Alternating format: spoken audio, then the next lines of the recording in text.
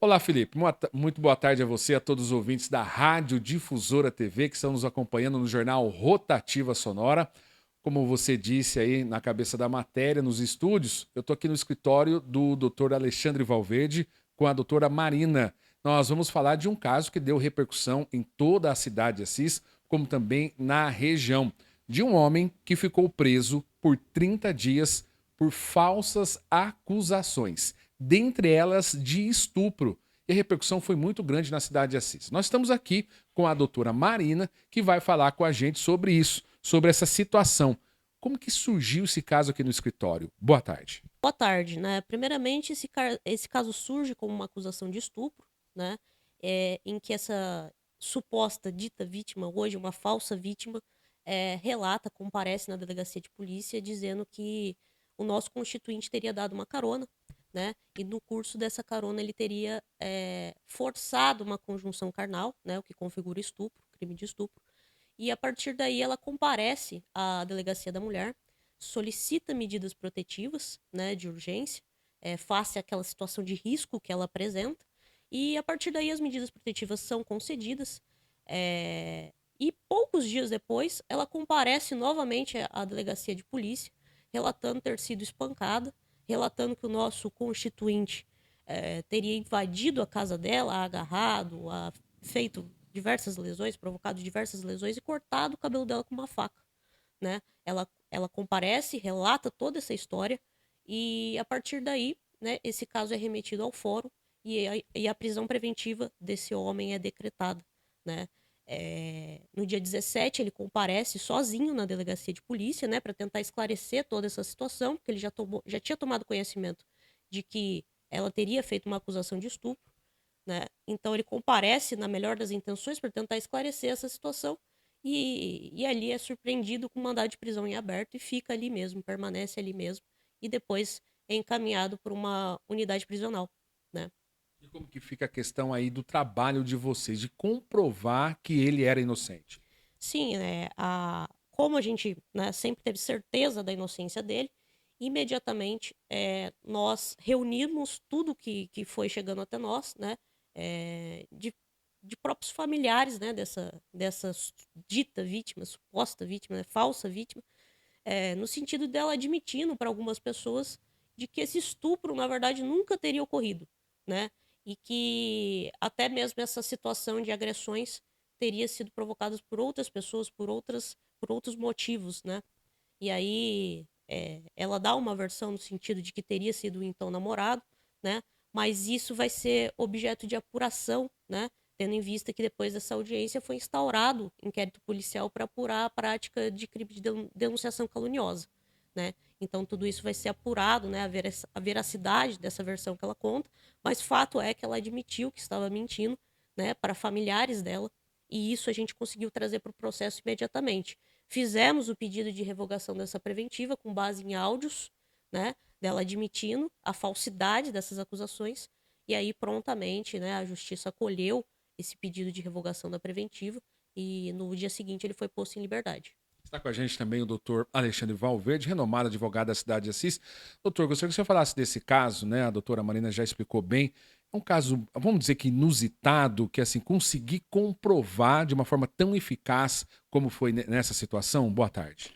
Primeiramente, Jerônimo, boa tarde a você, boa tarde que eu estendo ao querido, né, ao competente jornalista Felipe Modesto e a todos os ouvintes dessa baluarte da radiodifusão, hoje se estendendo, né, estendendo seus tentáculos tão dadivosos para outros meios de comunicação.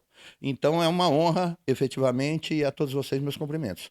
Com relação a esse caso, né, é, como você disse, não tão comum, mas uma realidade, né?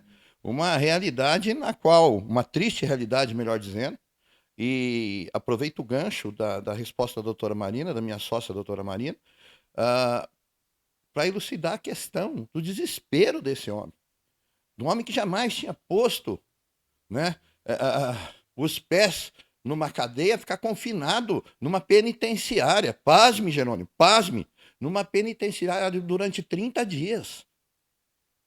Durante 30 dias, jogada toda sorte, jogada ao lado de alguns inocentes, tal qual quais ele, mas também ao lado de discípulos da nefanda escola do crime. E a todo instante ele só falava, como se estivesse num pesadelo kafkiano, como se estivesse no teatro do absurdo. Ele a todo instante, né, doutora Marina? Ele era taxativo. Eu só dei uma carona, eu fui gentil.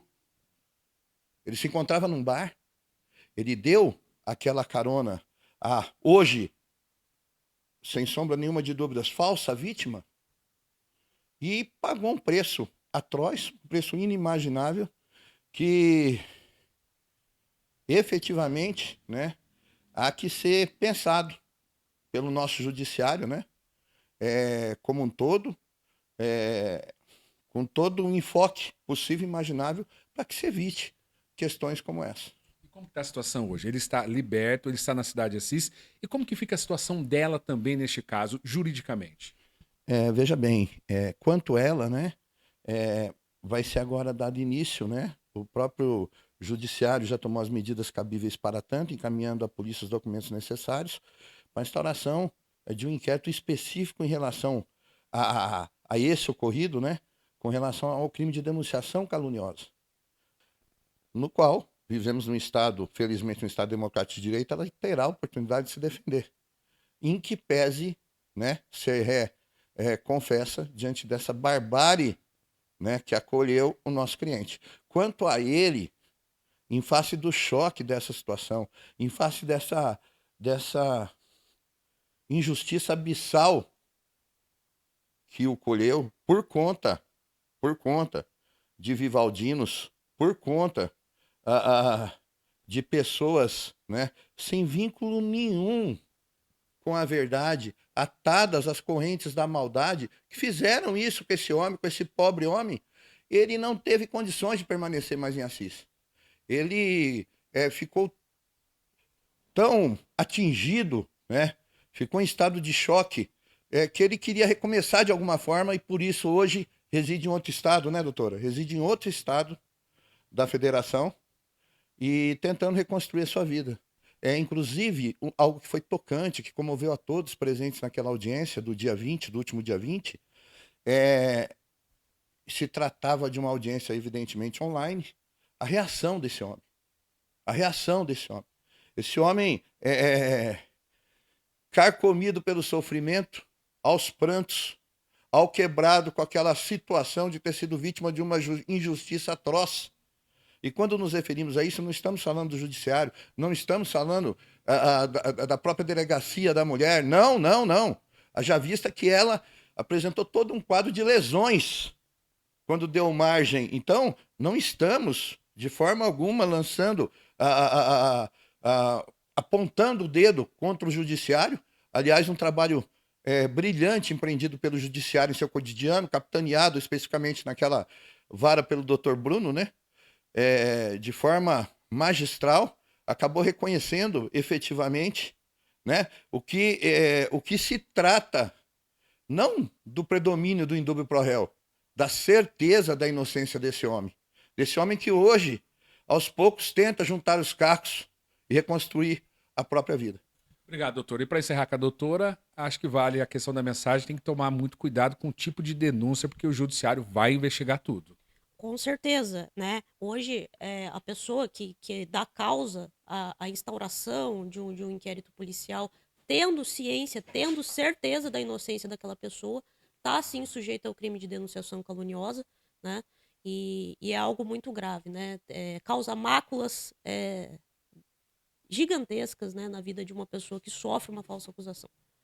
Tá, e agradecendo a doutora então também. Ó, Felipe, estamos aqui então no escritório para conversar com os advogados, né, de defesa desse homem que agora foi absolvido e está vivendo a sua vida, como disse o doutor, também aí em outra cidade, em outro estado.